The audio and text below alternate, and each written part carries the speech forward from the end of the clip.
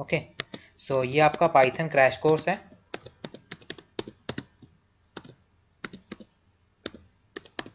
Okay, जिसमें सबसे पहले हम क्या कवर करेंगे, बेसिक प्रोग्राम कंस्ट्रक्शन। ओके, कि हम कैसे एक पाइथन के प्रोग्राम को कंस्ट्रक्ट कर सकते हैं। बिल्कुल, अगर एक बेसिक प्रोग्राम कंस्ट्रक्ट करना है तो वो सबसे पहले देखेंगे। ओके, जिसमें मेरे पास दो मेन फंक्शन आते हैं बेसिक प्रोग्राम कंस्ट्रक्शन में।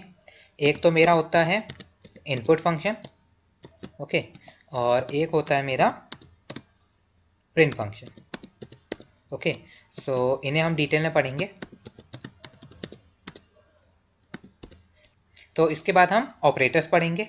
ओके, कि पाइथन में हम कौन कौन से ऑपरेटर्स यूज़ करते हैं और कैसे यहाँ पे कैलकुलेशंस परफॉर्म करते हैं।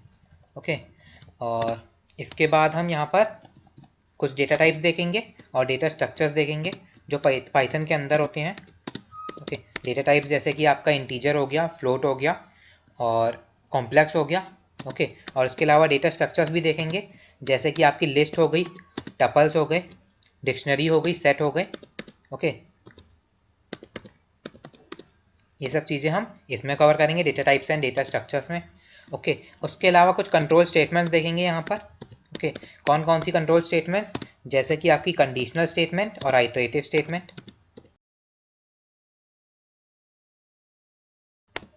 कंडीशनल स्टेटमेंट जैसे कि इफ़ हो गई, इफ एल्स हो गई, इफ एलिफ एल्स हो गई। ओके, और नेस्टेड इफ एल्स हो गई। और उसके अलावा हम यहाँ पर आइटरेटिव स्टेटमेंट्स भी देखेंगे। आइटरेटिव जैसे कि आपका व्हाइल लूप और फॉर लूप। ओके, और इसके अलावा हम थोड़ा सा फंक्शंस के बारे में भी पढ़ेंगे। ओके, क्योंकि हम यहाँ पर जब भी डेटा साइंस इंप्लीमेंट करते हैं हम डिफरेंट फंक्शंस यूज़ करते हैं, तो उसके बारे में भी हम यहाँ पे थोड़ा सा बेसिक पढ़ेंगे।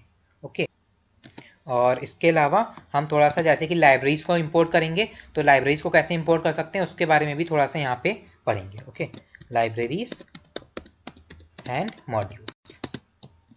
ओके, तो लाइब्रेरीज और मॉड्यूल्स के बारे में भी यहाँ पे थोड़ा सा पढ़ेंगे। ओके, सो ये आपके कुछ बेसिक कॉन्सेप्ट हैं जो हम इस पाइथन क्रैश कोर्स में कवर करेंगे। अगर आपको ये समझ में आ गए तो आपको इतनी पाइथन आ जाएगी कि आप डेटा साइंस स्टार्ट कर पाओ। ओके, इसलिए ऑप्शनल कोर्स यहाँ पे आपके लिए रखा गया है। ओके, सो स्टार्ट करते हैं। सबसे पहले बेसिक प्रोग्राम कंस्ट्रक्शन से ही स्टार्ट करते हैं। हम अगर पाइथन का एक बेसिक प्रोग्राम बनाना चाहें तो कैसे बना सकते हैं। Okay, basic program construction. Okay, program के बेसिक कंस्ट्रक्शन को समझने से पहले हमें प्रोग्रामिंग के वर्कफ्लो को समझना पड़ेगा। अगर मैं कहूँ प्रोग्रामिंग की पाइपलाइन या फिर मशीन की पाइपलाइन या वर्कफ्लो को कहूँ कि हमें उसे समझना पड़ेगा। ओके, तो मैं यहाँ पे लिख देता हूँ प्रोग्रामिंग, इसे कमेंट में डाल देता हूँ।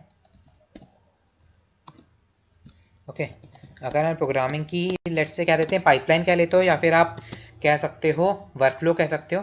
ओके, प्रोग्रामिंग की बात करूं या फिर एक मशीन की बात करूं, एक सिंपल मशीन की बात करूं कि वो किस स्टेप्स में अपने काम को कंप्लीट करती है। ओके, किस किस स्टेप्स में कंप्लीट करती है या फिर उसकी पाइपलाइन क्या होती है, उसका वर्कफ्लो होता है क्या होता है। ओके, तो उसका सिंपल अगर बेसिक वर्कफ्लो की बात करूँ तो ये होता है कि सबसे पहले वो इनपुट लेती है ओके यूज़र से, फिर उस इनपुट के ऊपर प्रोसेस करती है।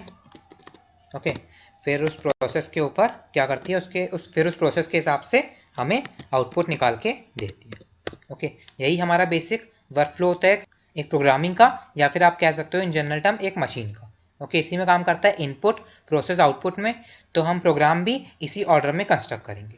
ओके, कि सबसे पहले हम कोई इनपुट देंगे, अगर हमारे पास अगर इनपुट देने की ज़रूरत है तो उस टाइम पर हम इनपुट देंगे, फिर उसके ऊपर कोई ऑपरेशन परफॉर्म होगा यानी कि प्रोसेस होगा, फिर उसके हिसाब से हमें रिजल्ट मिलेगा यानी कि आउटपुट मिलेगा। ओके, तो इसी के हिसाब से अपना प्रोग्राम कंस्ट्रक्ट करते हैं कि अगर हमें कोई इनपुट देना है तो इनपुट देने के लिए आप क्या करोगे, यहाँ पे इनपुट देने के लिए आपको यहाँ पे फंक्शन मिलता है पाइथन के अंदर, that is input function. Okay, तब हम यहाँ पे इनपुट फंक्शन यूज़ करेंगे। ओके, उसके अलावा अगर आपको प्रोसेस करना है तो प्रोसेस करने के लिए यहाँ पे हमारे पास क्या होते हैं, ऑपरेशंस होते हैं। ओके, हम वो यूज़ करेंगे।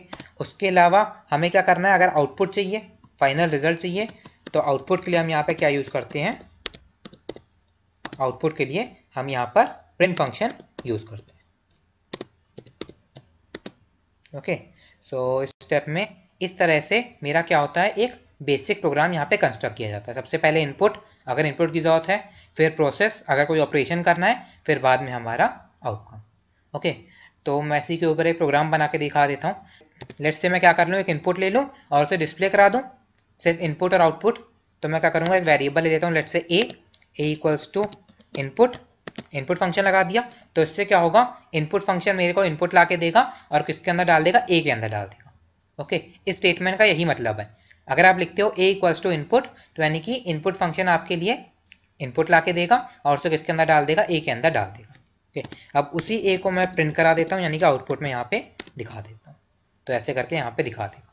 ओके, अब अगर मैं इतना सिंपल लिख दूँ और इसे अगर मैं यहाँ पे रन कर दूँ, तो ये मेरे से इनपुट मांगेगा। लेट्स से मैंने इनपुट डाल दिया अभिनव।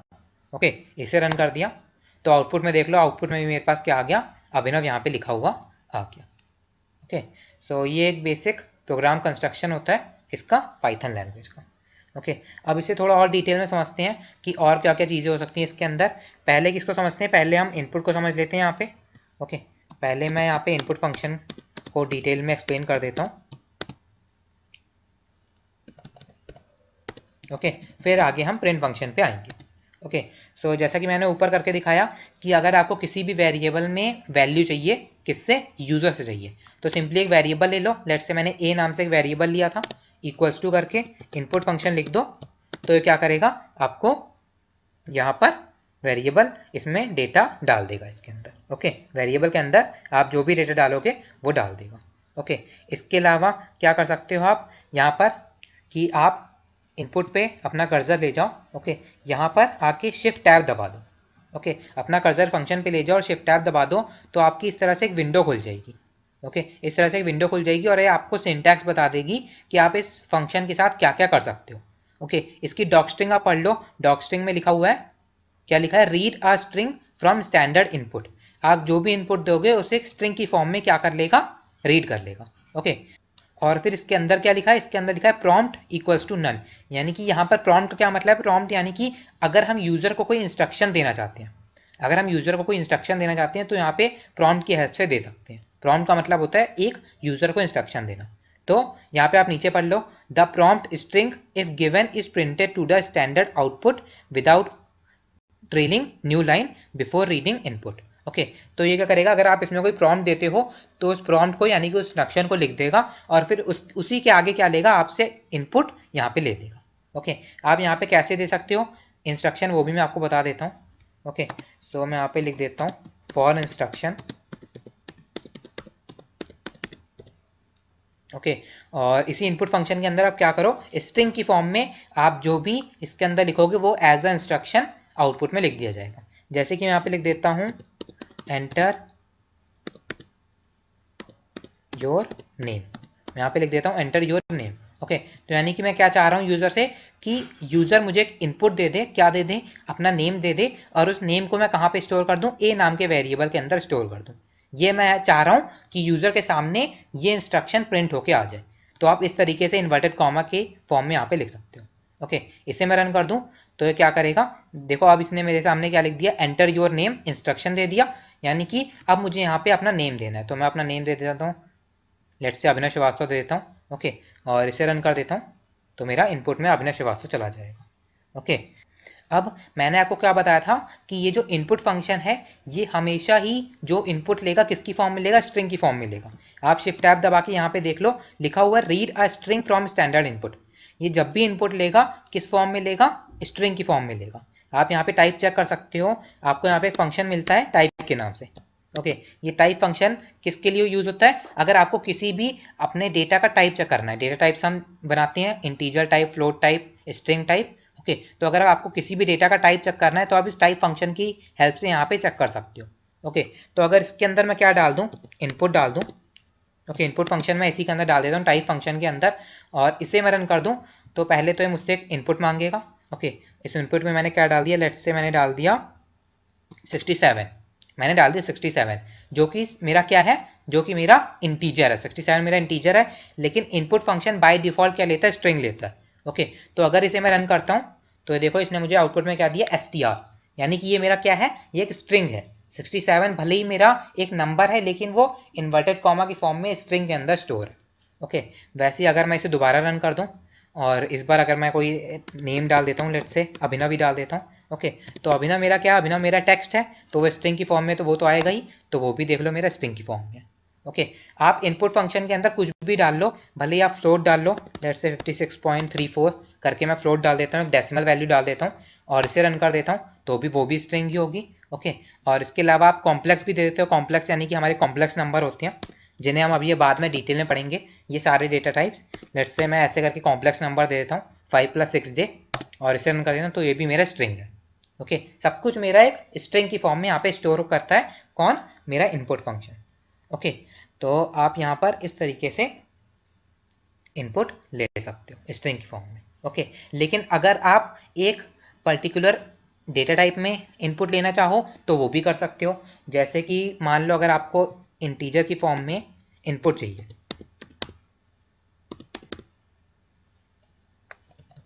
यहाँ पे लिख देता हूँ take input as an integer, take input as an integer with the help of int। Okay, आप ये int फंक्शन आपको मिलता है यहाँ पर। ओके, जैसे कि टाइप फंक्शन आपको क्या मिलता है, किसी भी डेटा का टाइप पता करने के लिए int फंक्शन क्या करता है, आपके डेटा को कन्वर्ट करता है। जैसे कि अगर आपको कोई भी डेटा स्ट्रिंग से इंटीजर में कन्वर्ट करना है तो आप int फंक्शन यहाँ पर यूज कर सकते हो। ओके, तो मैं क्या करूँ, यहाँ पर int फंक्शन यूज करूँ। ओके, इसके अंदर मैं क्या करूँ, इनपुट डाल दूँ, इन फंक्शन के अंदर मैं क्या डाल दूं, इनपुट डाल दूं और इसे रन कर दूं, तो ये क्या करेगा, मेरे से इनपुट मांगेगा। मैंने 56 यहाँ पे डाल दिया। ओके, अब इस बार ये जो मेरा 56 यहाँ पर आया है, ये जो 56 आया है ये एक इंटीजर है, अब यहाँ पे स्ट्रिंग नहीं है। ओके, और आप ये चेक कैसे करोगे कि स्ट्रिंग नहीं है, ये इंटीजर है, आप क्या करो, ये जो पूरा इंट फंक्शन था इसको टाइप के अंदर डाल दो। इसको मैं टाइप के अंदर डाल दूं, पूरे इंट को मैं टाइप के अंदर डाल देता हूँ और इसे मैं रन कर देता हूँ, तो इस बार ये क्या करेगा, मुझे अगर मैं 56 डालता हूँ इसके अंदर तो इसका टाइप बता देगा। इसका टाइप इसने बता दिया इंट, क्योंकि अब मैंने यहाँ पे इंट फंक्शन यूज किया तो इससे वो इंट में कन्वर्ट हो गया। ओके, वैसे ही आप अपने इनपुट को किस में कन्वर्ट कर सकते हो, फ्लोट में कन्वर्ट कर सकते हो। Take input as a float यानी कि decimal value with the help of float. Okay, आप फ्लोट फंक्शन की हेल्प से क्या कर सकते हो, अपने किसी भी इनपुट को फ्लोट की फॉर्म में ले सकते हो। ओके, तो मैं यहाँ पे डाल देता हूँ फ्लोट फंक्शन, इसके अंदर डाल देता हूँ इनपुट फंक्शन। ओके, और इसे रन कर देता हूँ। अब इनपुट लेट से डाल देता हूँ 23.89। ओके, ये मेरा क्या है, फ्लोट की फॉर्म में। इसका टाइप चेक कर लो, इस पूरे को मैं टाइप के अंदर डाल देता हूँ, टाइप फंक्शन के अंदर, और इसे मैं रन कर देता हूँ। 34.66, ये देखो इसने मुझे इसका टाइप बता दिया कि ये कौन सा टाइप है, फ्लोट है, क्योंकि मैंने यहाँ पे फ्लोट में उसे कन्वर्ट कर लिया था, उसके बाद मैंने इसका टाइप चेक करा है यहाँ पे। ओके, तो ये फ्लोट टाइप का मेरा डेटा हो गया। ओके, इस तरीके से आप इनपुट भले ही बाय डिफॉल्ट स्ट्रिंग में आपका डेटा लेता है, लेकिन आप उसे डिफरेंट डेटा टाइप्स में कन्वर्ट कर सकते हो। किसकी हेल्प से, टाइप कन्वर्जन मेथड की हेल्प से। जैसे कि आपका एक टाइप कन्वर्जन मेथड हो गया इंट, एक हो गया फ्लोट, वैसे स्ट्रिंग के लिए आपको str मिलता है। ओके, मैं यहाँ पे स्ट्रिंग यूज करके नहीं दिखा रहा हूँ क्योंकि आपका इनपुट फंक्शन जो होता है वो बाय डिफॉल्ट str ही लेता है।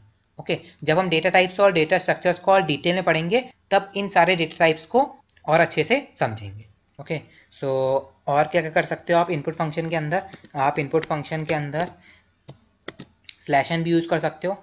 आप इनपुट फंक्शन के अंदर ऐसा भी कर सकते हो कि इंस्ट्रक्शन आप एक लाइन में दे दो और इनपुट आप दूसरी लाइन में ले लो। ओके, जैसे कि मैं यहाँ पे लिख देता हूँ input enter your name. Okay, इसे मैं लिख देता हूँ और इसे मैं एक वेरिएबल नेम के अंदर डाल देता हूँ। ओके, और यहाँ पे मैं नेम के बाद क्या लगा देता हूँ, /n लगा देता हूँ। ओके, यहाँ पर पाइथन लैंग्वेज के अंदर हम /n यूज़ करते हैं, किस लिए, जब भी हमें नेक्स्ट लाइन में जाना होता है, जब भी हमें नेक्स्ट लाइन में जाना होता है तो अब हम वहाँ पे /n यूज़ करते हैं। ओके, सो मैं इसे रन कर देता हूँ यहाँ पर, तो ये क्या करेगा, देखो इसने एक लाइन में क्या लिख दिया, एंटर योर नेम लिख दिया, और दूसरी लाइन में अब मेरे से इनपुट मांग रहा है। तो यहाँ पे मैंने अभिनव श्रीवास्तव डाल दिया और इसे मैं रन कर देता हूँ, तो अभिनव श्रीवास्तव जो इनपुट आएगा वो मेरा नेक्स्ट लाइन से जाएगा। ओके, इस तरीके से आप इंस्ट्रक्शन पहली लाइन में देख के इनपुट दूसरी लाइन में भी ले सकते हो। ओके, इस तरीके से डिफरेंट डिफरेंट ऑपरेशंस आप यहाँ पे परफॉर्म कर सकते हो, किसकी हेल्प से, इनपुट की हेल्प से। ओके, और अब आगे प्रिंट फंक्शन देख लेते हैं। ओके, प्रिंट फंक्शन किस लिए यूज होता है, आउटपुट के लिए यूज होता है print function. Okay, so print function के अंदर आप क्या दे सकते हो, आउटपुट। जब भी आपको आउटपुट दिखाना हो तो आप प्रिंट फंक्शन यहाँ पर यूज कर सकते हो। ओके, जैसे कि ये प्रिंट फंक्शन है, आप यहाँ पे जाओ। ओके, और यहाँ पे आके शिफ्ट टैब दबा दो। ओके, शिफ्ट टैब दबा दो तो आपको पूरा सिंटैक्स बता देगा कि आप प्रिंट फंक्शन के साथ क्या क्या कर सकते हो, क्या क्या इसके पैरामीटर्स हैं और ये किस तरीके से काम करता है। ओके, डॉक स्ट्रिंग पढ़ लो इसकी, prints the value to a string. Okay, string की फॉर्म में मेरा आउटपुट प्रिंट करता है। ओके, और यहाँ पे इंपॉर्टेंट पैरामीटर्स क्या हैं, आपका वैल्यू पैरामीटर है, यानी कि आप यहाँ पे वैल्यू दे सकते हो। यहाँ पे ट्रिपल डॉट लगी, यानी कि आप 2 या 2 से ज़्यादा वैल्यूज़ भी दे सकते हो। ओके, उसके अलावा वैल्यूज़ को सेपरेट कर सकते हो। अगर मान लो आप वैल्यूज़ के बीच चाहते हो थोड़ा सेपरेशन आए, थोड़ा सा स्पेस आए उनके बीच, और स्पेस ले लेके वो लोग प्रिंट करें, वो भी आप कर सकते हो यहाँ पे। ओके, अगर आप नेक्स्ट लाइन में चाहते हो आउटपुट आए, वो भी आप कर सकते हो। आप फाइल बाहर से लेना चाहो, आप वो भी कर सकते हो। ओके, ये सब काम आप यहाँ पर कर सकते हो। ओके, तो करके देखते हैं कि करके सबसे पहले वैल्यू प्रिंट करके देखते हैं। मान लो मुझे कोई इंटीजर वैल्यू लेट से प्रिंट करनी है। ओके, मैं 5 डाल देता हूँ और इसे रन कर देता हूँ, तो ये क्या करेगा, आउटपुट मुझे 5 प्रिंट कर देगा। ओके, उसके अलावा लेट से मुझे फ्लोट वैल्यू प्रिंट करनी है, तो मैं वो भी डाल देता हूँ 34.12 और इसे रन कर देता हूँ, तो फ्लोट वैल्यू यहाँ पे प्रिंट कर देगा। ओके, इसके अलावा मान लो मुझे स्ट्रिंग वैल्यू प्रिंट करनी है, तो मैं यहाँ पे स्ट्रिंग वैल्यू भी प्रिंट कर सकता हूँ। इसके अंदर डाल देता हूँ अभिनव श्रीवास्तव। ओके, और इसे रन कर देता हूँ, तो ये स्ट्रिंग वैल्यू भी मेरी यहाँ पे प्रिंट कर देगा। ओके, अब अगर ये तीनों वैल्यूज़ मैंने अलग अलग प्रिंट करी है, मैं एक साथ प्रिंट कराना चाहूँ तो एक साथ भी प्रिंट करा सकता हूँ। मैं एक ही प्रिंट फंक्शन ले लेता हूँ। ओके, और इसके अंदर तीनों वैल्यूज़ डाल देते हैं। कैसे डाल देंगे, पहली वैल्यू मैंने डाल दी, कॉमा लगा दो, दूसरी वैल्यू डाल दो 34.12, फिर तुम्हारा कॉमा लगा दो, तीसरी वैल्यू डाल दो अभिनव श्रीवास्तव। ओके, इस तरीके से आप 2 या 2 से ज़्यादा वैल्यूज़ एक साथ भी प्रिंट करा सकते हो। ओके, मैं इसे रन कर देता हूँ, तो ये क्या करेगा, तीनों वैल्यूज़ एक साथ यहाँ पे प्रिंट कर देगा। ओके, उसके अलावा मैंने आपको क्या बताया था, यहाँ पे आप सेपरेशन ले सकते हो डेटा के बीच। अगर यहाँ पे सेपरेशन लेना चाहो तो आप सेपरेशन यहाँ पे ले सकते हो। जैसे कि मैं यहाँ पे लास्ट में एक और पैरामीटर डाल देता हूँ SEP के नाम से। ओके, SEP के नाम से सेपरेशन पैरामीटर मिलता है आपको। यहाँ पे आप जो भी वैल्यू दोगे इसके बीच, वो यहाँ पे इन सब वैल्यूज़ के बीच आ जाएगी। जैसे अगर मैं 3 स्पेस दे दूँ, अगर मैं separation equals to inverted comma लगाऊं और 3 स्पेस दे दूं, तो ये जो तीनों वैल्यूज़ हैं इनके बीच इतना स्पेस यहाँ पर आ जाएगा। देखो इतना स्पेस आ गया। ओके, मैं स्पेस को और बढ़ा दूं तो स्पेस और ज़्यादा बढ़ जाएगा। ओके, और इसकी जगह अगर आप कोई वैल्यू डालना चाहो तो वैल्यू भी डाल सकते हो। जैसे कि मैं चाहता हूँ कि हर वैल्यू के बीच क्या आए, एस्ट्रिक साइन आ जाए। ओके, और वो भी 3 एस्ट्रिक साइन यहाँ पे आ जाए। तो मैं ऐसे रन कर देता हूँ, तो मेरे सारे आउटपुट के बीच 3 एस्ट्रिक साइन यहाँ पर इस तरीके से आ जाएंगे। आप ये भी यहाँ पर कर सकते हो। ओके, और इसके अलावा अगर आप चाह रहे हो कि ये तीनों जो आउटपुट हैं ये डिफरेंट लाइन में आए, तो आप यहाँ पे सिंपली स्लैशन लगा दो। मैं यहाँ पे स्लैशन लगा देता हूँ, तो क्या करेगा, डिफरेंट लाइन में उसे प्रिंट कर देगा। इसे रन कर देता हूँ, ये देखो मेरा सारा आउटपुट एक ही फंक्शन के अंदर था, लेकिन यहाँ पर क्या हो गया, सारा डिफरेंट लाइन्स में यहाँ पे आ गया। ओके, वैसे ही आप डिफरेंट लाइन में जो आउटपुट हो आप उसे एक लाइन में भी ला सकते हो। जैसे कि मैंने लिख दिया प्रिंट 5 और उसके अलावा मैंने लिख दिया प्रिंट 34.12 और उसके अलावा मैंने लिख दिया प्रिंट अभिनव श्रीवास्तव। ओके, अब अगर मैं इसे रन करूं, अभिनव श्रीवास्तव। ओके, अब अगर मैं इसे रन करूं तो क्या करेगा, तीनों प्रिंट फंक्शन डिफरेंट लाइन में क्या देंगे, मुझे आउटपुट देंगे। ओके, अब मुझे ये तीनों क्या चाहिए, एक ही लाइन में अगर चाहिए, जस्ट इसका अपोजिट चाहिए, जैसा मैंने ऊपर करा उसका जस्ट अपोजिट चाहिए, तो यहाँ पे आपको एक पैरामीटर मिलता है एंड के नाम से। यहाँ पे आपको एक पैरामीटर मिलता है एंड के नाम से। ओके, आप इसकी यहाँ पे वैल्यू दे दो, कुछ वैल्यू दे दो। जैसे कि मैं एक इन्वर्टेड कॉमा यहाँ पे लगा देता हूँ, तो क्या करेगा, एंड लगाने से क्या होता है कि जो नेक्स्ट लाइन में आउटपुट आना होता है उसे भी सेम लाइन में ले आता है। जो नेक्स्ट लाइन में आउटपुट आना होता है उसे भी सेम लाइन में ले आता है। ओके, तो इसे मैं रन कर दूं तो क्या करेगा, ये देख लो मेरा 5 और 34.12 सेम लाइन में आ गए। ओके, एक साथ दिख रहे हैं, 5 34 दिख रहे हैं, तो मैं यहाँ पे थोड़ा स्पेस दे देता हूँ। ओके, तो ये देख लो, अब मेरे पास दोनों सेम लाइन में आ गए। ओके, अभिनव श्रीवास्तव नहीं आया है क्योंकि अभिनव श्रीवास्तव को सेम लाइन में लाने के लिए मुझे अभिनव श्रीवास्तव से पहले जो प्रिंट फंक्शन आ रहा होगा उसमें मुझे एन पैरामीटर लगाना पड़ेगा, यानी कि यहाँ पे लगाना पड़ेगा। ओके, तभी जो होगा, जो नेक्स्ट वाला आउटपुट होगा वो भी सेम लाइन में आएगा। ओके, अब इसे मैं रन कर देता हूँ तो देख लो मेरा सारा सेम लाइन में आ गया। ओके, इस तरीके से आप सेम लाइन में भी अगर आउटपुट लेना चाहो तो आप एन की हेल्प से ले सकते हो। ओके, उसके अलावा आप क्या कर सकते हो, यहाँ पर आप यहाँ पर इसके अंदर ऑपरेशन परफॉर्म करना चाहो तो ऑपरेशन परफॉर्म कर सकते हो। जैसे कि मैं लिख दूँ 5 + 3। ओके, इसे रन कर दूँ तो उसका वो सम करके भी मुझे फाइनल आंसर दे देगा। ओके, वैसे ही अगर आप स्ट्रिंग कॉन्कैटिनेट करना चाहो तो स्ट्रिंग ही कॉन्कैटिनेट कर सकते हो। जैसे कि मैं लिख दूँ यहाँ पर हेलो। ओके, एक स्ट्रिंग में मैंने हेलो लिख दिया और यहाँ पे प्लस साइन लगा दिया और यहाँ पे मैंने लिख दिया पाइथन। इसे रन कर देता हूँ तो इसने हेलो पाइथन यहाँ पे लिख दिया। ओके, हेलो पाइथन दोनों एक साथ आ गए हैं तो यहाँ पे थोड़ा स्पेस दे देता हूँ। ओके, यहाँ पे थोड़ा स्पेस देता हूँ, यहाँ पे भी थोड़ा स्पेस दे देता हूँ और इसे रन कर दो और थोड़े स्पेस के साथ मेरा यहाँ पे हेलो पाइथन आ गया।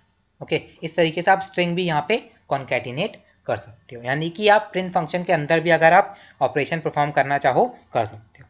ओके, इसे हम और डिटेल में पढ़ेंगे ऑपरेशन वालों को जब हम ऑपरेंड्स वाला अपना पार्ट स्टार्ट करेंगे। ओके, उससे पहले कुछ और चीज़ें देख लेते हैं।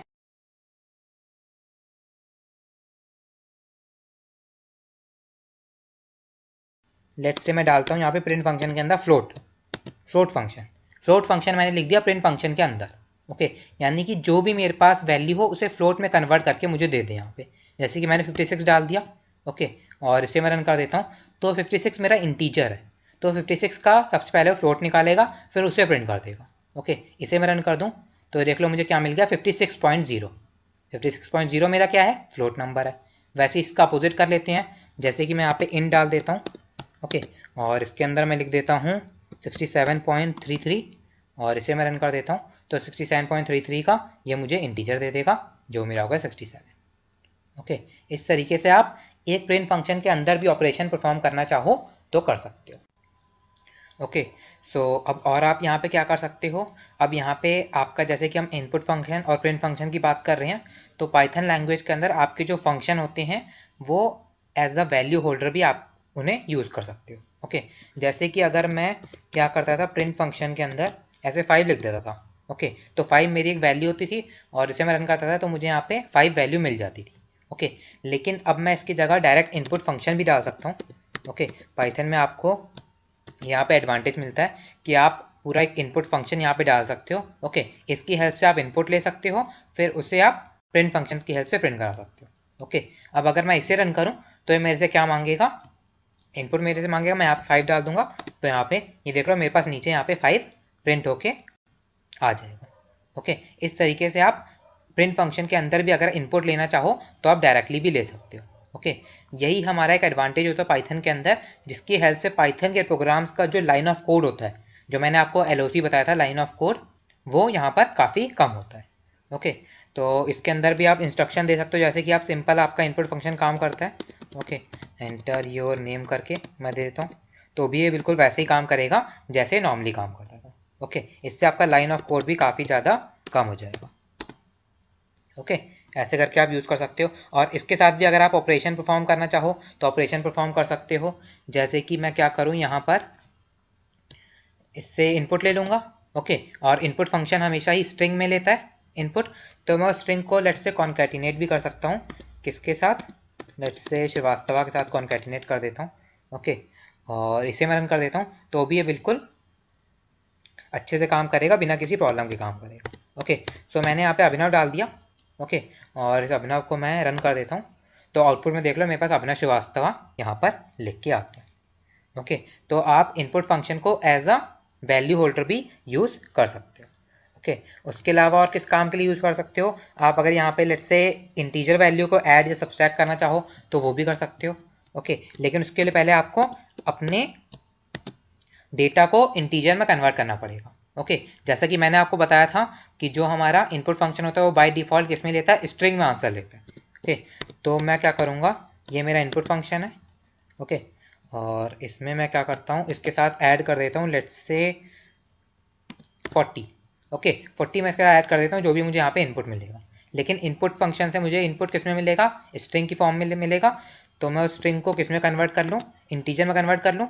ये देखो मैंने इनपुट फंक्शन को इन के अंदर डाल दिया, मैंने इनपुट फंक्शन को इनके अंदर डाल दिया। अब इनपुट फंक्शन से तो मुझे इनपुट मिल जाएगा, इन फंक्शन उसे इंटीजर में कन्वर्ट कर देगा, फिर इंटीजर में कन्वर्ट होने के बाद मैं उसे 40 से प्लस कर सकता हूँ क्योंकि 40 मेरा इंटीजर है।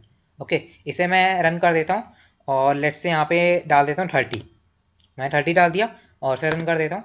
तो देखो मुझे आंसर में यहाँ पे 70 मिल गया।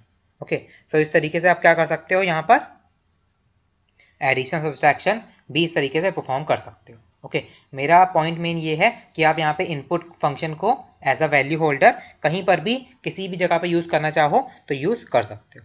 ओके एज लॉन्ग एज उसका सिंटैक्स नहीं टूटना चाहिए। Okay syntax as it is रहना चाहिए। ओके सो ये आपके प्रिंट फंक्शन और इनपुट फंक्शन हो गए। ओके जो आपके बेसिक प्रोग्राम कंस्ट्रक्टर में यूज़ होते हैं। आप इस तरह से डिफरेंट तरीके से आप इन दोनों फंक्शन को यूज़ कर सकते हो और अपना बेसिक प्रोग्राम की कंस्ट्रक्शन स्टार्ट कर सकते हो। ओके अब थोड़ा और डिटेल में आते हैं। अभी तक तो हमने इनपुट और आउटपुट पढ़ा। इनपुट में हमने इनपुट फंक्शन पढ़ा, आउटपुट में हमने प्रिंट फंक्शन पढ़ा। अब बीच में जो हमारा प्रोसेस वाला काम है जिसमें हमें डिफरेंट ऑपरेशन परफॉर्म करने पड़ते हैं, डिफरेंट टास्क कंप्लीट करने पड़ते हैं, वो वाला पार्ट एक बार देख लेते हैं। ओके तो उसी में ही आपका पहला आता है ऑपरेटर। ओके जो कि हमारे पाइथन क्रैश कोर्स का दूसरा टॉपिक है। ओके पाइथन में भी हमारे पास डिफरेंट ऑपरेटर्स होते हैं। जैसे कि आपके पास होते हैं, मैं मल्टी लाइन कमेंट्स ले लेता हूँ, यहाँ पर इसके अंदर लिख देता हूँ। ओके यहाँ पे भी आपके पास डिफरेंट ऑपरेटर्स होते हैं, जैसे कि आपके अर्थमेटिक ऑपरेटर हो गया। ओके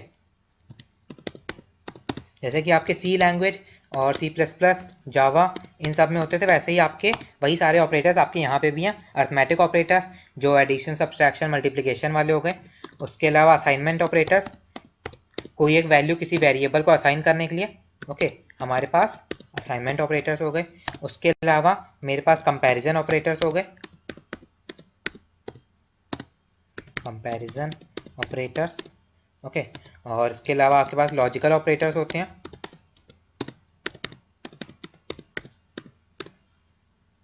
ओके और आइडेंटिटी ऑपरेटर्स होते हैं आपके पास पाइथन के अंदर।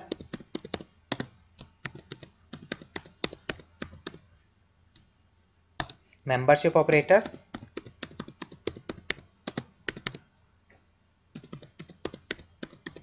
और बिटवाइज ऑपरेटर्स।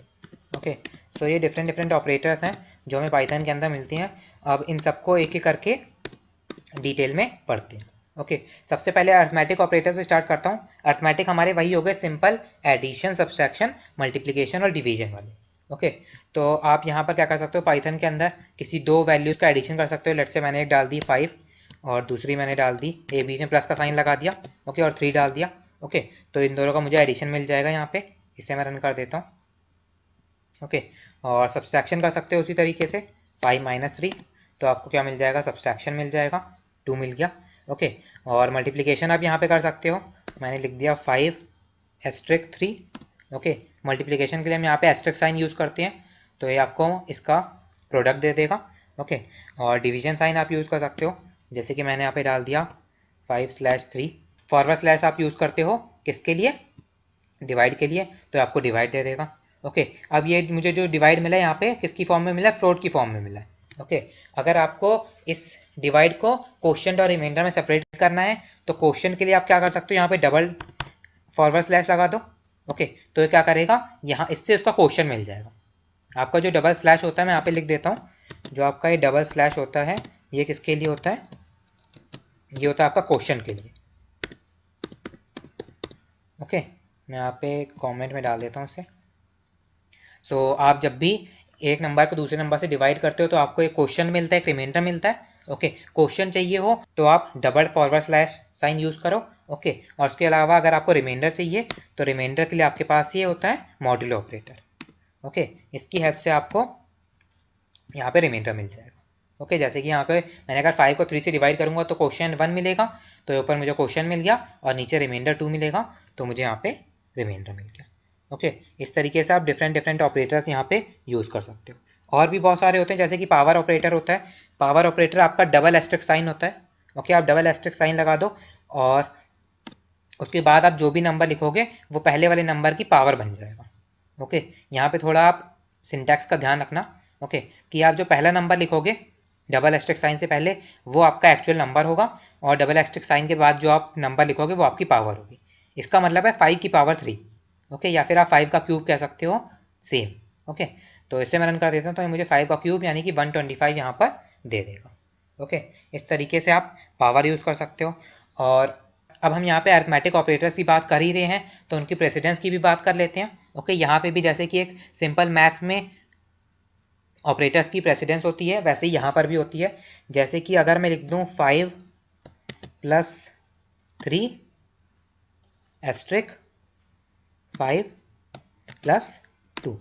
ओके, अब अगर मैं ये स्टेटमेंट लिखता हूँ तो इसमें आपको पता होगा कि प्रोडक्ट की प्रेसिडेंस एडिशन से ज़्यादा होती है। ओके, प्रोडक्ट की प्रेसिडेंस एडिशन ज़्यादा होती है, तो पहले वो क्या करेगा, मल्टीप्लाई करेगा। ओके, 3 5 = 15, और 15 में फिर क्या ऐड कर देगा, 5 और 2 ऐड कर देगा, तो 15 + 5 20, और 20 + 2 22। तो इसे रन करके देख लो तो मुझे क्या मिल जाएगा, 22 यहाँ पे आंसर मिल जाएगा, क्योंकि पहले वो एस्ट्रिक को सॉल्व करेगा। एस्ट्रिक यानी कि पहले वो प्रोडक्ट को सॉल्व करेगा, फिर आगे जाके वो एडिशन पर आएगा यहाँ पे। ओके, तो पहले मेरे को 3 × 5 मिल गया 15, 15 + 5 20, 20 + 2 22। ओके, इस तरीके से 22 मिल गया। लेकिन अब अगर यहीं पर ही मैं क्या लगा दूं, ब्रैकेट लगा दूं, तो ब्रैकेट मेरे किस काम के आते हैं, ब्रैकेट के बाद फिर ब्रैकेट के अंदर वाला साइन पहले सॉल्व होता है, बाहर वाला बाद में सॉल्व होता है। ओके, फिर उस टाइम पे कोई फर्क नहीं पड़ता कि किसकी क्या प्रेसिडेंस है। ओके, तो अब अगर मैं ऐसे लिख दूं तो ये दोनों अलग अलग सॉल्व होंगे, जैसे कि 5 + 3 8, और 5 + 2 7, और 7 8 = 56। ओके, तो इसे रन कर लो तो आपको 56 आंसर मिल जाएगा। ओके, इस तरीके से यहाँ पे भी आप प्रेसिडेंस यूज कर सकते हो। ओके, अब यहाँ पर भी जैसे कि हमारा सिंपल मैथ्स में क्या होता है कि अगर आप किसी भी नंबर को 0 से डिवाइड करते हो तो आपको क्या मिलता है, इनफाइनाइट मिलता है, इनडेफिनेट आंसर मिलता है। आप किसी भी नंबर को 0 से डिवाइड नहीं कर सकते। तो वही रूल्स यहाँ पे भी अप्लाई होते हैं। जैसे कि लेट्स से अगर मैं 1 को डिवाइड करना चाहूँ 0 से, तो ये मुझे इसका कोई भी आंसर नहीं देगा, यहाँ पे मुझे एरर दे देगा। क्या एरर देगा, 0 division error, division bye 0 error. यानी कि यहाँ पर आप किसी भी नंबर को 0 से डिवाइड नहीं कर सकते। जिससे आप डिवाइड कर रहे हो वो भी मेरा क्या होना चाहिए, एक नंबर होना चाहिए, तभी वो आपको सही आंसर देगा। ओके, इस तरीके से आप इन्हें यूज़ कर सकते हो। और उसके अलावा अगर आप कोई वेरिएबल में वैल्यू डालना चाहो तो ऐसे सिंपली आप वैल्यू डाल सकते हो। जैसे कि मैंने डाल दी a = 6, यानी कि a की वैल्यू 6 हो गई। b की वैल्यू मैंने क्या कर दी, b की वैल्यू मैंने कर दी 3। ओके, और इसके बाद मैं क्या कर रहा हूँ, मैं लेट से प्रिंट करा देता हूँ। क्या प्रिंट करा देता हूँ, a और लेट से डबल एस्टेरिस्क b। ओके, मैंने क्या लिख दिया, a डबल एस्टेरिस्क b। तो यही मैंने आपको ऊपर करके दिखाया था, बस यही काम अब मैंने प्रिंट फंक्शन के अंदर किया है। ओके, आप प्रिंट फंक्शन के अंदर भी अपनी कैलकुलेशन कर सकते हो। मैंने अभी थोड़े टाइम पहले बताया था। तो डबल एस्टेरिस्क साइन से जो पहले आएगा नंबर वो मेरा एक्चुअल नंबर होगा, और जो डबल एस्टेरिस्क साइन के बाद आएगा वो मेरी पावर होगी। यानी कि इसका मतलब है 6 का क्यूब, इसका मतलब है 6 का क्यूब। ओके, इसे रन कर देते हैं तो मुझे 6 का क्यूब यानी कि 216 मुझे दे देगा। ओके, इस तरीके से आपके अरिथमेटिक ऑपरेटर्स होते हैं जो आप यहाँ पे यूज़ करते हो। ओके, डिफरेंट डिफरेंट पर्पस के लिए आप यूज़ कर सकते हो यहाँ पे arithmetic operators, different different problem solve करने के लिए। जैसे कि टेबल के प्रोग्राम्स बनाने के लिए आपका यूज़ होता है। अगर आप बेसिक स्टार्ट करना चाहते हो तो टेबल के प्रोग्राम्स के लिए यूज़ होता है। आप कैलकुलेटर का प्रोग्राम बनाना चाहते हो तो वहाँ पर आपके अरिथमेटिक ऑपरेटर्स काफ़ी ज़्यादा काम में आते हैं। ओके, अब आगे बढ़ते हैं और नेक्स्ट ऑपरेटर स्टार्ट करते हैं। नेक्स्ट है मेरा assignment operator. Okay, assignment operator क्या करता है कि जब भी हमें एक वेरिएबल पे वैल्यू असाइन करनी होती है तो उस टाइम पे हम असाइनमेंट ऑपरेटर यूज़ करते हैं, जैसा मैंने अभी आपको ऊपर करके दिखाया। ओके, मैं अगर लिखता हूँ नेम = अभिनव श्रीवास्तव। ओके, तो मेरी यहाँ पे वैल्यू क्या है, वैल्यू है मेरी अभिनव श्रीवास्तव, और ये वैल्यू मैं किसको देना चाह रहा हूँ, नेम नाम के वेरिएबल को देना चाह रहा हूँ। किसकी हेल्प से दे रहा हूँ, इसकी हेल्प से। ये जो बीच में मैंने = का साइन लगाया है ये मेरा क्या है, असाइनमेंट ऑपरेटर है।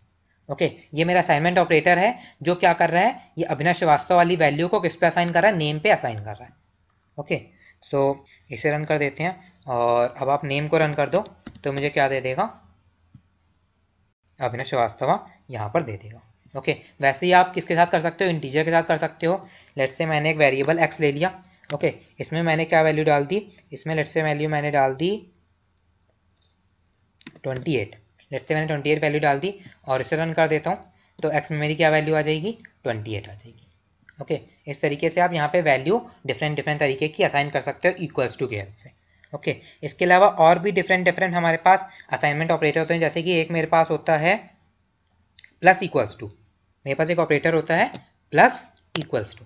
ओके, ये क्या करता है कि जब हमें ओरिजिनल वैल्यू में कुछ चेंजेस लाने होते हैं तो हम क्या करते हैं, दो ऑपरेटर एक साथ यूज करते हैं। जैसे कि अगर मैं यहाँ पे लिख दूं x plus equals to 5, okay, अगर मैं लिखना x प्लस इक्वल्स टू 5 तो इसका क्या मतलब है, इसका बिल्कुल सेम वही मतलब है जो कि होता है x equals to x plus 5। Okay, x equals to x plus 5 लिख दूं या फिर x प्लस इक्वल्स टू 5 लिख दूं, दोनों का सेम मतलब है। यानी कि जो आपकी पुरानी वैल्यू है उसमें क्या कर दो, 5 ऐड कर दो और उससे अपडेट कर दो उसी वैल्यू में। ओके, अब अगर इसे मैं रन कर दूं और अब मैं x को रन कर दूं तो क्या होगा, x की वैल्यू अपडेट होकर क्या हो जाएगी 33, 28 प्लस 5 33। ओके, वैसे ही आप यहाँ पे माइनस का साइन भी यूज कर सकते हो, x minus equals to let's say कर देता हूँ मैं 12। ओके, और इसे रन कर देता हूँ। अब आप x को रन कर लो तो मुझे क्या दे देगा, 21 दे देगा। ओके, उसने 12 माइनस कर दिया, किस में से माइनस किया, 33 में से माइनस किया, क्योंकि अब मेरी ओरिजिनल वैल्यू 33 थी तो उसमें से मैंने 12 माइनस किया, मेरे पास 21 यहाँ पर आ गया। ओके, इस तरीके से और डिफरेंट ऑपरेटर्स हैं। असाइनमेंट ऑपरेटर आप यहाँ पे यूज़ कर सकते हो, जैसे कि आपको मैंने अभी ऊपर हमने जो यूज़ करे अर्थमेटिक के अंदर वो सारे आप यहाँ पे यूज़ कर सकते हो। ओके, सो जैसे कि पावर वाला हो गया, तो मेरे पास लेट्स से 21 है, मुझे 21 का स्क्वायर चाहिए, तो मैं क्या लिख दूंगा, 21 double asterisk equals to 2। Okay, तो इसका वही मतलब है x equals to x double asterisk 2। Okay, same मतलब है, तो मुझे क्या कर दे देगा, x का स्क्वायर दे देगा, तो 21 का स्क्वायर यानी कि 441 मुझे यहाँ पे मिल गया। ओके, वैसे ही आप क्या यूज़ कर सकते हो, यहाँ पे शिफ्ट ऑपरेटर्स यूज़ कर सकते हो, जैसे कि हमारे लेफ्ट शिफ्ट और राइट शिफ्ट ऑपरेटर्स होते हैं, आप उन्हें यहाँ पे यूज़ कर सकते हो। जैसे कि मैं डाल दूँ x, ओके 3 डाल दूँ तो क्या करेगा, इसका बाइनरी में कन्वर्ट करेगा। ओके, और राइट शिफ्ट करेगा, फिर उसे कन्वर्ट करके मुझे यहाँ पे दे देगा। ओके, वैसे ही अगर मैं लेफ्ट शिफ्ट यूज़ करना चाहूँ तो x लेफ्ट शिफ्ट और 3 कर देता हूँ, तो मुझे लेफ्ट शिफ्ट में बड़ी वैल्यू यहाँ पे बाइनरी में कन्वर्ट करेगा, उसकी लेफ्ट शिफ्ट करेगा और फिर उसकी दोबारा डेसिमल में कन्वर्ट करके मुझे दे देगा। ओके, तो शिफ्ट ऑपरेटर्स भी आप यहाँ पर यूज़ कर सकते हो। ओके, सो अब आगे बढ़ते हैं और कंपैरिजन ऑपरेटर स्टार्ट करते हैं। ओके, सो कंपैरिजन ऑपरेटर क्या होते हैं, कंपैरिजन ऑपरेटर जब भी हमें दो वैल्यूज़ कंपेयर करनी होती हैं, दो या दो से ज़्यादा वैल्यूज़, तो उस टाइम पे हम कंपैरिजन ऑपरेटर यूज़ करते हैं। Okay, most of the time comparison operator आपका दो ही टाइप के आउटपुट देता है, या तो ट्रू वैल्यू देगा या फॉल्स वैल्यू देगा।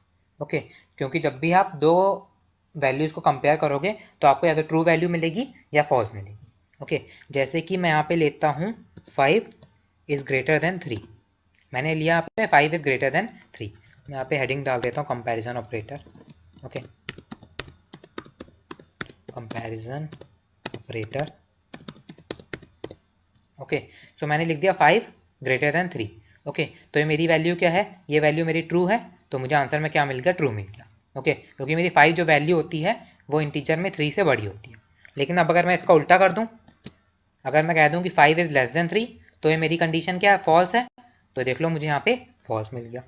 ओके, वैसे ही अगर मैं कंडीशन इक्वल्स टू की चेक करना चाहूँ तो आप इक्वल्स टू भी चेक कर सकते हो कि दो वैल्यू इक्वल है या नहीं है। जैसे कि एक वैल्यू मैं लेता हूँ 20, क्या जो 20 है वो 19 के इक्वल होता है। ओके, मैं अगर ये चेक करना चाहूँ तो इसे रन कर देता हूँ तो फॉल्स नहीं होता।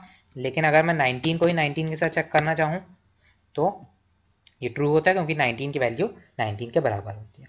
ओके, अगर दोनों वैल्यूज दोनों ऑपरेंड्स ट्रू होंगे मेरे, तो हम क्या कर देंगे, ट्रू पास कर देंगे, अगर अनइक्वल होंगे तो हम फॉल्स पास कर देंगे।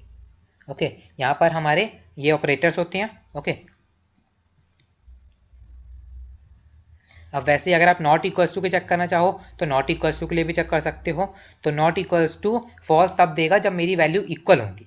जैसे कि अगर मैं लिखता हूँ 7 इज नॉट इक्वल्स टू 7, अगर मैं लिखा 7 इज नॉट इक्वल्स टू 7, यानी कि मैं ये कहना चाह रहा हूँ कि 7 7 के इक्वल नहीं होता।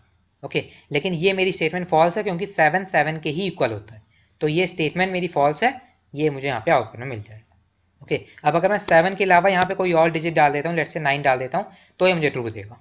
ओके, यानी कि मुझे अब इस टाइम पे कोई ऐसी वैल्यू देनी होगी जो 7 के इक्वल ना हो। ओके, इस तरीके से आप यहाँ पे not equals to sign use करते हो। उसके अलावा आप यहाँ पे ग्रेटर देन इक्वल्स टू वाला साइन यूज़ कर सकते हो। ओके, जैसे कि अगर मैं डालूँ यहाँ पर 34 इज, लेट्स से मैं डालता हूँ 6 is greater than equals to 6। अगर मैंने डाला 6 is greater than equals to 6, तो जब अगर मैं दो ऑपरेटर एक साथ लिखता हूँ, अगर ग्रेटर देन और इक्वल्स टू दोनों एक साथ लिख रहा हूँ, यानी कि दोनों कंडीशन के लिए चेक करेगा कि या जो मेरी वैल्यू 6 से छोटी हो, ये वाली जो वैल्यू है मेरी, ये 6 से छोटी हो या उसके बराबर हो। अगर ये दोनों कंडीशन ट्रू है तो मेरी कंडीशन पूरी स्टेटमेंट ट्रू रहेगी। ओके, देखो यहाँ पे भी ट्रू आ गया। अब अगर इसको मैं मान लो क्या कर देता हूँ 3 कर देता हूँ, तो भी मेरी कंडीशन देख लो ट्रू ही रही। ओके, लेकिन अब अगर मैं ये दोनों कंडीशन ही फॉल्स कर दूँ, अगर मैं यहाँ पे मान लो 9 डाल देता हूँ, अगर मैं यहाँ पे 9 डाल दूँ तो 9 जो होता है वो ना तो 6 से छोटा होता है और ना ही 6 के बराबर होता है, यानी कि इस बार बीच वाली दोनों कंडीशन फॉल्स हो गई, इसलिए मेरी स्टेटमेंट भी यहाँ पे फॉल्स है। तो देखो मुझे फॉल्स यहाँ पे आंसर में दे देगा। ओके, वैसे ही आप लेस देन के लिए चेक कर सकते हो। अगर मैं डाल दूँ 2 is less than equals to 3, तो ये कंडीशन ट्रू है, ट्रू देगा। वैसे ही अगर मैं कर दूँ 2 is less than equals to 2, तो भी कंडीशन ट्रू है, 2 के इक्वल होता है तो भी ट्रू देगा। लेकिन अगर मैं डालता हूँ 2 is less than equals to 1, तो अब मेरी कंडीशन फॉल्स है, क्योंकि जो 1 होता है वो ना तो 2 से छोटा होता है ना उसके बराबर। ओके, सो इस तरीके से आपके पास ये डिफरेंट कंपैरिजन ऑपरेटर होते हैं, इन्हें आप यूज़ करते हो। ओके, ये मोस्ट ऑफ द टाइम वहाँ पर यूज़ होते हैं जब आपको कहीं पर कोई कंडीशन चेक करनी होती है।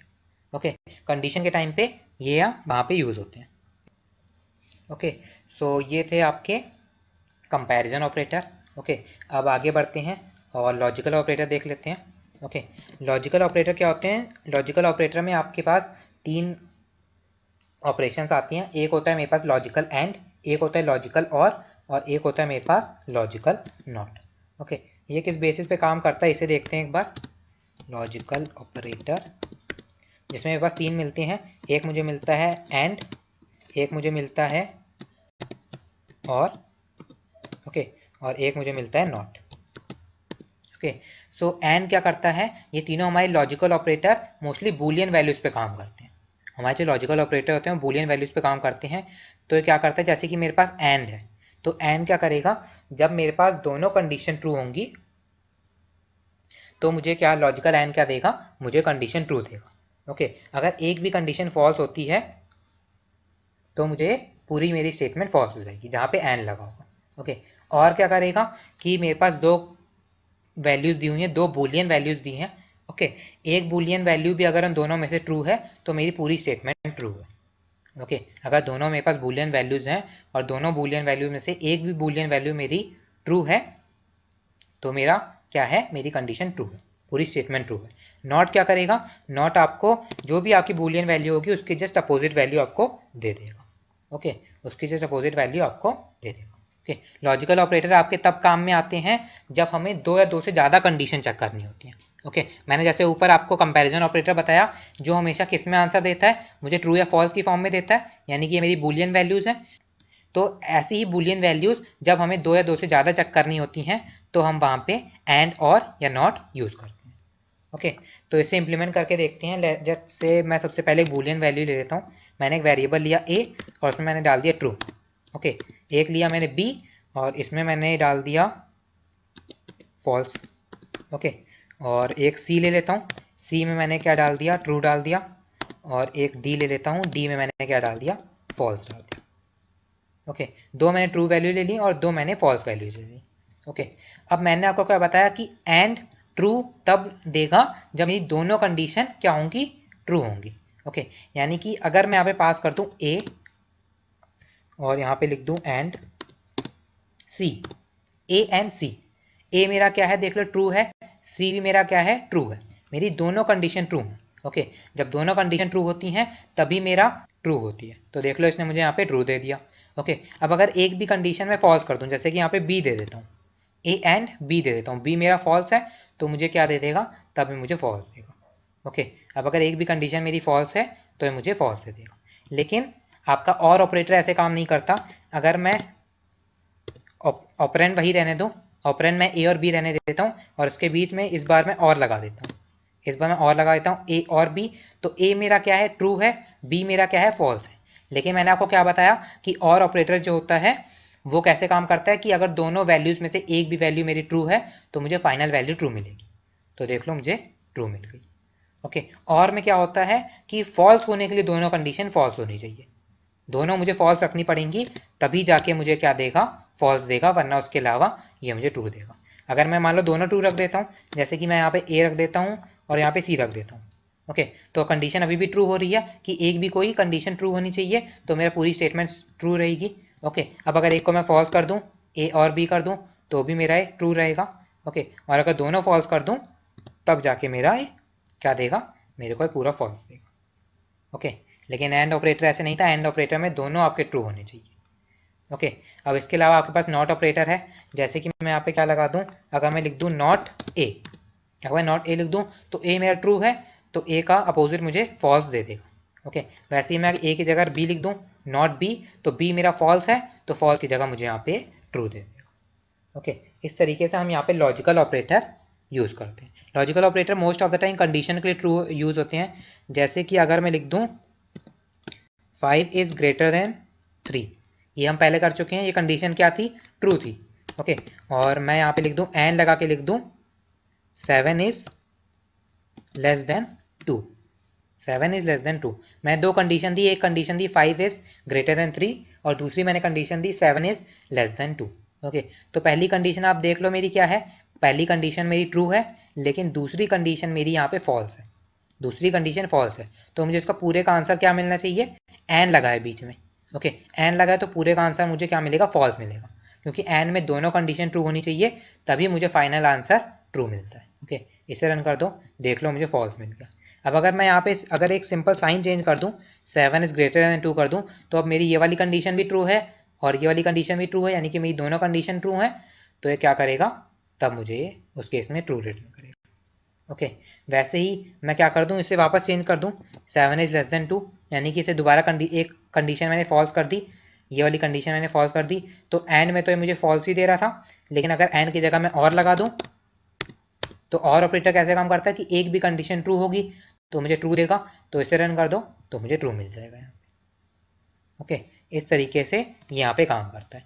अब यहाँ पे मैं नॉट लगा दूं, नॉट लगा के लिख दूं 5 is less then 1, 5 is less then 1 मैंने लिख दिया। ओके, सो ये मेरी कंडीशन पहले देख लो क्या है कि क्या मेरा 5 जो होता है 1 से छोटा होता है, नहीं 5 मेरा 1 से छोटा नहीं होता, तो ये कंडीशन फॉल्स है, लेकिन इसके आगे मैंने क्या लगा रखा है, नॉट लगा रखा है, तो कंडीशन फॉल्स को क्या कर देगा, ट्रू कर देगा, मुझे फाइनल आंसर यहाँ पे ट्रू मिलेगा।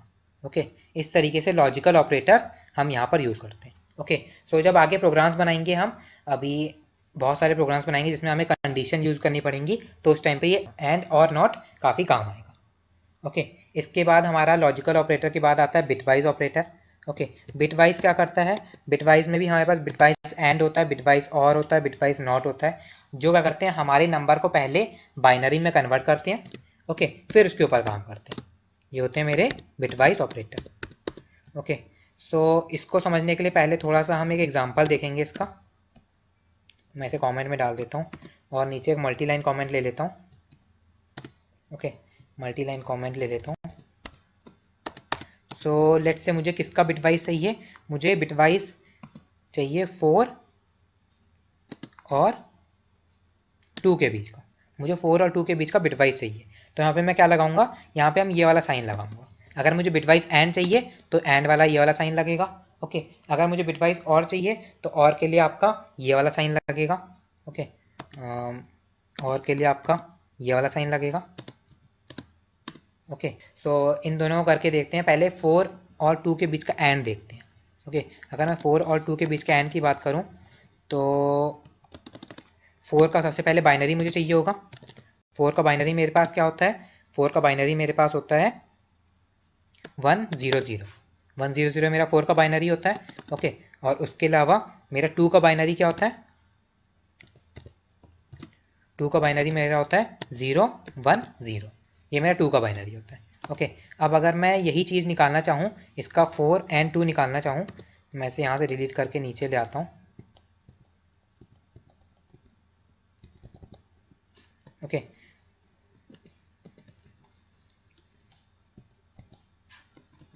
तो यहाँ पे मैं 4 और 2 के बीच का एंड निकालना चाह रहा हूँ।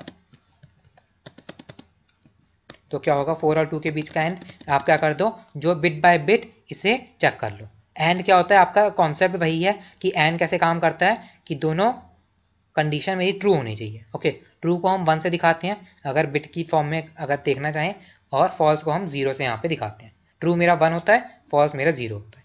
ओके, तो देख लो मेरी दोनों यहाँ पे फॉल्स हैं। आप सेम बिट को उसी के नीचे ऊपर नीचे चेक करो।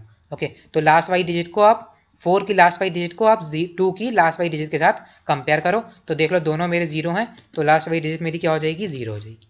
ओके, वैसे उससे पहले क्या है मेरे पास 0 और 1। ओके, एक कंडीशन फॉल्स है लेकिन एक ट्रू है, लेकिन मैं एंड निकालना चाह रहा हूँ। यहाँ पे एंड निकालना चाह रहा हूँ, तो 0 और 1 के बीच का एंड क्या होगा, 0 होगा, तो ये भी 0 हो गया। ओके, और उसके अलावा यहाँ पर 1 और 0 यानी कि एक कंडीशन ट्रू है, दूसरी कंडीशन अभी भी फॉल्स है।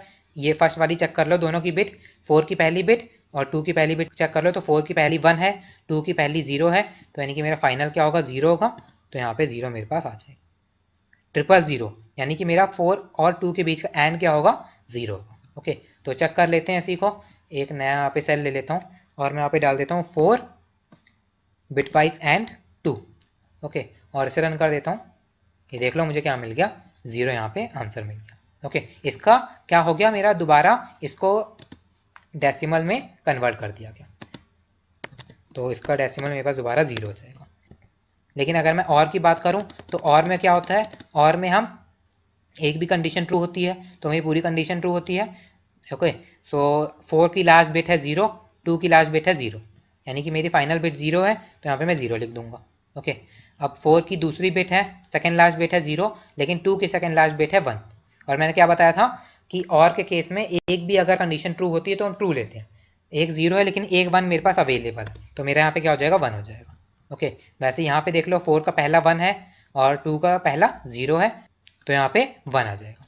ओके, तो इस तरीके से मेरा क्या बन गया, 110 बन गया। 110 मेरा क्या होता है, 110 मेरी 6 की वैल्यू होती है। अगर इसको मैं डेसिमल में कन्वर्ट करना चाहूँ तो 6 होता है, तो आप 4 और 2 के बीच का और निकाल लो, 4 और 2, तो देख लो ये मुझे क्या मिल जाएगा, 6 यहाँ पे आंसर मुझे मिल गया। ओके, इस तरीके से मेरा बिटवाइज यहाँ पर क्या करता है, काम करता है। ओके, सो इस तरीके से आप बिटवाइज यहाँ पर यूज़ कर सकते हो। और इसके अलावा आपको एक्सॉर मिलता है यहाँ पे। ओके, एक्सॉर क्या होता है, एक्सक्लूसिव और कहते हैं। इसमें क्या होता है कि अगर मेरे पास डिजिट सेम होंगी तो मुझे क्या मिलेगा, करेक्ट आंसर मिलेगा। ओके, तब मुझे ट्रू मिलेगी वैल्यू। अगर मेरी डिजिट डिफरेंट होंगी तो मुझे फॉल्स मिलेगा।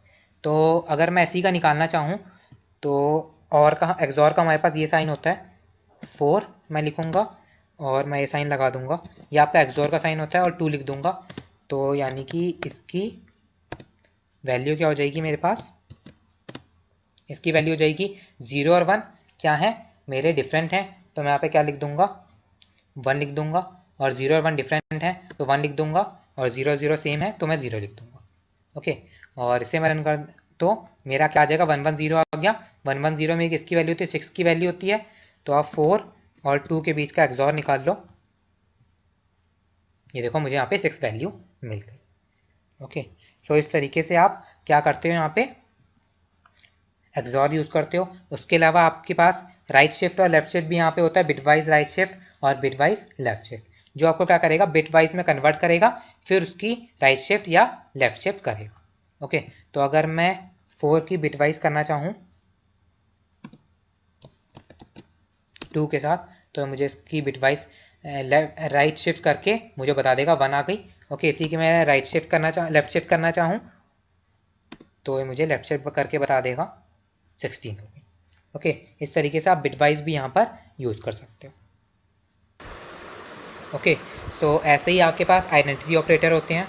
आइडेंटिटी ऑपरेटर क्या किस लिए यूज़ होते हैं, जैसे कि आपका डबल इक्वल्स टू साइन होता था जो इक्वल्स टू इक्वालिटी चेक करता था, वैसे ही आपके आइडेंटिटी ऑपरेटर होते हैं।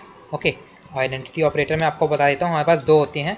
एक मेरे पास होता है इज और एक मेरे पास होता है इज नॉट। ओके, एक होता है इज और एक होता है इज नॉट। तो मैं यहाँ पे कॉमा डाल देता हूँ और इसे कमेंट में डाल देता हूँ। ओके, सो इसे भी करके देख लेते हैं। जैसे कि मैंने एक वेरिएबल ले लिया, let's say a equals to 10, और मैंने एक ले लिया b equals to 20। Okay, a equals to 10 और b इक्वल्स टू 20। अब मैं यहाँ पे अगर चेक कर रहा हूँ a इज b की, ओके, कि क्या ए बी है, तो अगर इसे मैं रन करता हूँ तो ये मुझे क्या दे रहा है, फॉल्स दे रहा है यहाँ पे, क्योंकि ए की वैल्यू 10 है, ए मेरा अलग है और बी मेरा अलग है, ये दोनों सेम नहीं है। ओके, सो इसलिए मेरे कंडीशन यहाँ पे पूरी स्टेटमेंट फॉल्स है।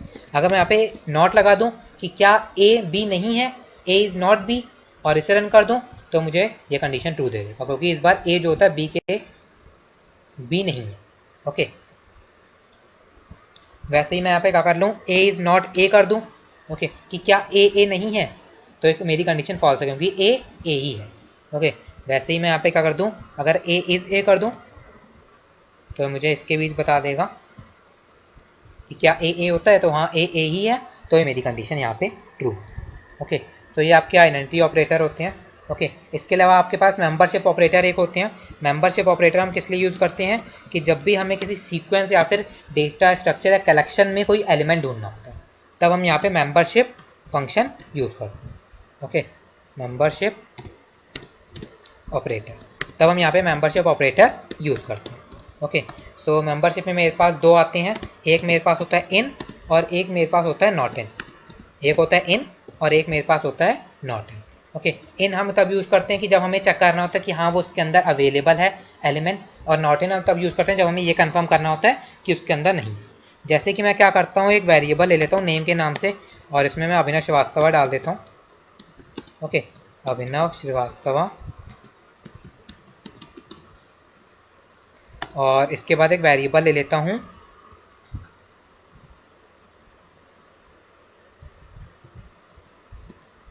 where equals to h, where equals to मैं स्ट्रिंग के अंदर s ले लेता हूँ। ओके, अब मैं चेक करना चाह रहा हूँ कि ये जो h है वो नेम के अंदर है या नहीं है।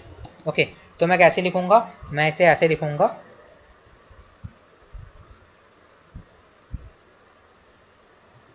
where in name, where in name लिखूंगा। ओके, और इसे रन कर दूंगा तो देख लो इसने मुझे कंडीशन क्या दी थी, ट्रू दे दी, क्योंकि where में मेरा क्या स्टोर है, h स्टोर है।